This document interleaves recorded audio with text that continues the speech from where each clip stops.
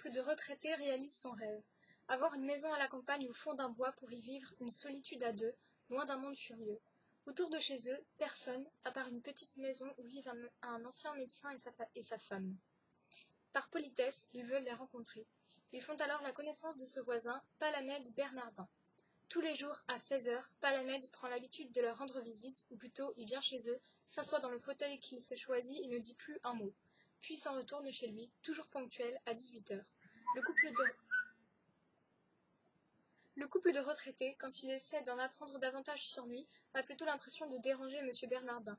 Les visites deviennent un enfer, il faut trouver un moyen de se débarrasser de lui, mais lequel ? C'était le résumé des Catilinaires d'Amélie Nothomb, paru en 1995, comme d'habitude chez Albin Michel.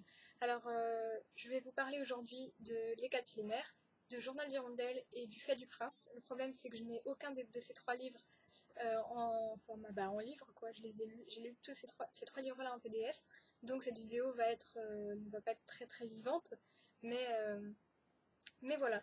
Donc d'abord, je vais vous dire un peu mon ressenti direct, donc ce que j'ai écrit à Amélie Nothomb en fait sur les livres, puis ensuite on va voir comment ils se lient, par quel thème je les ai liés, et puis on va voir un petit peu plus en détail les histoires. Donc pour les Catilinaires, en ressortant de ce livre, je me suis sérieusement demandé comment j'arrivais à autant de conversations avec des personnes de tout genre. On dirait après avoir lu ce roman qu'aucun sujet n'existe ou n'est intéressant. Au départ, je croyais que Palamède Bernardin était un chercheur qui faisait des expériences sociales, je ne voyais pas d'autres possibilités. Parce que dans les Catilinaires, en fait, il reste là pendant 2 heures, et en fait, il ne dit pas un mot, c'est-à-dire que quand on lui pose des questions, on obtient difficilement un oui ou un non, jamais une réponse complète, ou alors s'il aligne 3 mots, c'est déjà un miracle. Et donc, ils s'imposent comme ça pendant 2 heures tous les jours chez leurs voisins, alors qu'ils n'ont rien demandé. Et donc, les voisins, ils essaient de lui faire la conversation, tout ça, et puis lui, pas un mot, le mec parfaitement impoli, quoi. Donc, en fait, le mari notamment va devenir complètement fou, ça va leur pourrir la vie à ces deux personnes. Maintenant, on va directement à Journal d'Hirondelle. Un jeune coursier, à l'identité inconnue, vient de subir un chagrin d'amour. Je venais de vivre un chagrin d'amour si bête qu'il vaut mieux ne pas en parler. À ma souffrance s'ajoutait la honte de ma souffrance. Il ne ressent plus rien et perd le plaisir des sens, physiologie, des émotions et de l'acte sexuel. Cherchant un moyen de retrouver ses sentiments perdus, il change d'identité, se renomme Urbain, comme le pape, et devient tueur à gages. Il réussit alors à retrouver ce qu'il a perdu. Mais peut-on changer de vie si facilement ? Qui est cette jeune hirondelle dont certains personnages veulent le journal intime ?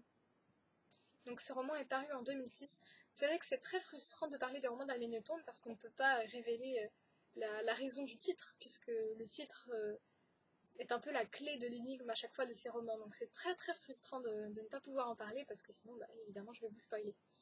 La fin, j'ai trouvé la fin de ce livre très réussie. Et d'ailleurs, juste après plutôt avoir lu Journal d'Hirondelle, c'est un gros coup de cœur quand même. J'ai fait mes devoirs d'histoire juste après et on devait répondre à des questions sur documents. Et voilà l'introduction du premier document. Présidé par le pape Innocent III, ce concile a rassemblé à Rome, dans la cathédrale Saint-Jean de Latran, etc. Et en fait, c'est marrant parce que le personnage principal, donc, il s'appelle Urbain, mais ensuite il veut se défaire un peu de cette identité de tueur à gages, et du coup, il va se renommer Innocent, comme le pape. Et c'est marrant parce que juste après, en histoire, je vais travailler là-dessus, quoi. Donc voilà, encore un gros coup de cœur. Le troisième, donc, Le Fait du Prince. Un homme vole l'identité d'un inconnu. Il y a un instant, entre la 15e et la 16e gorgée de champagne où tout homme est un aristocrate. Ça, c'est la phrase d'Amélie Nothomb. La vie de Baptiste Bordave, une vie morose et banale, va soudainement changer quand, un jour, un homme sonne chez lui pour téléphoner et meurt subitement. Ne sachant que faire, il décide de prendre l'identité du mort et devient donc Olaf Sildur. Il découvre alors une nouvelle vie de luxe et de champagne en compagnie d'une magnifique femme. Mais plus tard, il est rattrapé par son passé et fuit en Suède. Donc, je sais plus exactement comment c'est, mais je sais qu'il y a un truc, elle a construit les noms Bordave et Olaf Sildur en mélangeant le nom de deux pays. Enfin, je sais plus exactement comment elle a fait ça, mais voilà. Donc, ce livre est paru en 2008. Enfin, il y a un homme qui arrive plutôt chez quelqu'un, et il meurt subitement. Il lui demande s'il peut emprunter son téléphone, et il meurt avant d'avoir pu dire quoi que ce soit. Et donc, peu à peu, l'homme va prendre cette identité, il va aller chez lui, chez sa femme, Voilà, il va complètement prendre sa vie, et puis de fil en aiguille, par les quiproquos qui s'installent, et ben, il va perdurer dans ce train de vie. Et d'ailleurs, mais cette histoire finit très bien, et du coup je lui ai écrit à Amélie Nothomb, en voilà une autre histoire qui finit bien, comme quoi il n'y a pas que Rick et Alaou. Et pareil, c'est un de mes préférés car tellement drôle et émouvant. Ils sont très émouvants ces trois livres. Je trouve ils ont une beauté, sans être horribles comme certains de ces livres. Ils sont durs, mais en même temps, voilà, ils sont très beaux. Je les ai trouvés très beaux ces livres. Et en fait, la raison pour laquelle je les ai réunis, c'est parce que ce sont des aventures psychologiques. Alors, quand je dis des aventures psychologiques, c'est pas comme dans la vidéo prochaine, ce sera sur Péplum, l'hygiène de l'assassin et cosmétiques de l'ennemi. Dans ces trois livres-là que je viens de citer, c'est vraiment une aventure psychologique où il y a de la tension, où on reste dans la même salle avec le même personnage, où il n'y a que du dialogue. Là, c'est vraiment une aventure psychologique, c'est-à-dire qu'il y a de l'action, mais tout est psychologique. Vous voyez, par exemple,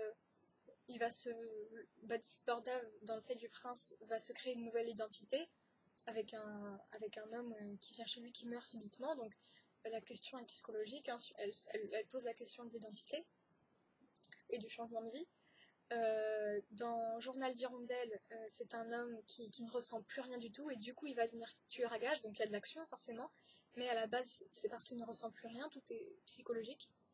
Et enfin dans Les Catilinaires, là les Catilinaires, c'est un couple voilà, qui s'installe, et puis là un homme juste par sa présence va leur pourrir la vie, ils vont se poser plein de questions, et donc c'est totalement psychologique, évidemment il y aura quand même de l'action.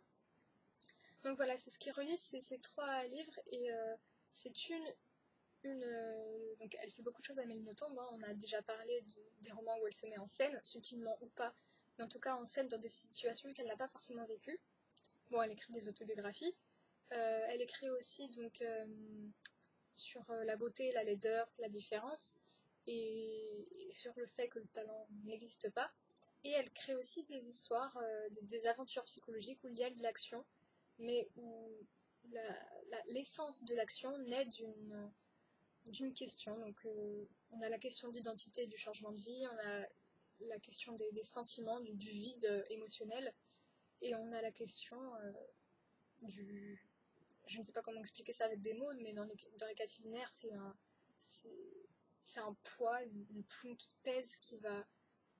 Pourtant, ça n'a rien, comme ça, un voisin qui vient chez vous 2 heures, bon, c'est chez vous, vous avez tout à fait le droit de le renvoyer. Voilà, a priori, il y a plein de moyens de s'en débarrasser, c'est pas très grave, et ça va vraiment, vraiment leur pourrir leur vie. Donc tout est psychologique. Voilà, c'est ce que j'ai beaucoup aimé aussi dans son œuvre, la dimension psychologique de son œuvre.